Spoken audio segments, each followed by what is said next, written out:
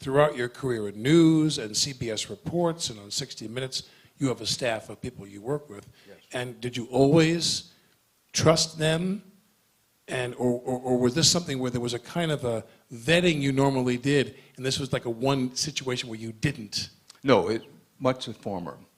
That when you do journalism, especially investigative journalism, you have to build a strong degree of communicable trust up and down, from the lowest member of the team to the anchor correspondent of the team.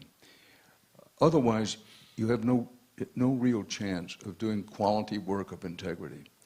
And so my style, if you wanted it was certainly not exclusive to me, was to try to handpick one at a time the people with whom you work, know the people, look them in the eye, hire them one at a time, and virtually say, but some of it went unspoken, okay, we're going to take the tough ones.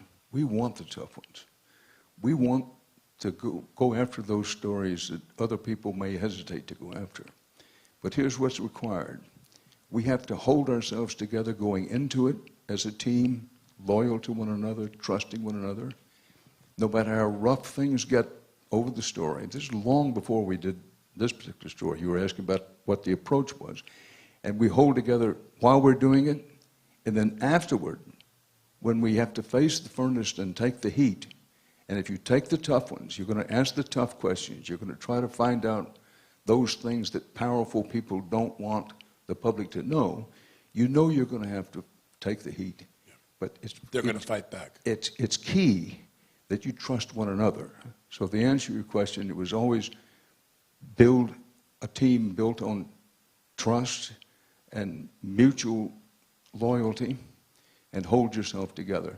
Look, you know Alec better than most, and now that anybody who's followed my career knows, I'm not perfect. I've made a lot of mistakes. But what I've tried to do, other people will have to judge how well or how poorly I did it.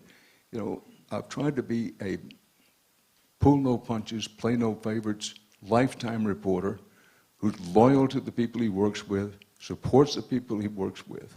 And Bob Redford in his film captured that essence to a degree I didn't think was possible.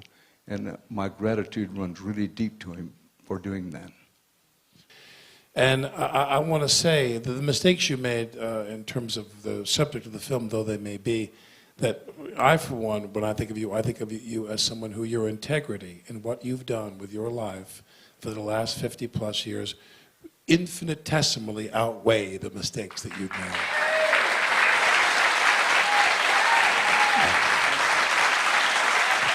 Dan Rather, everybody.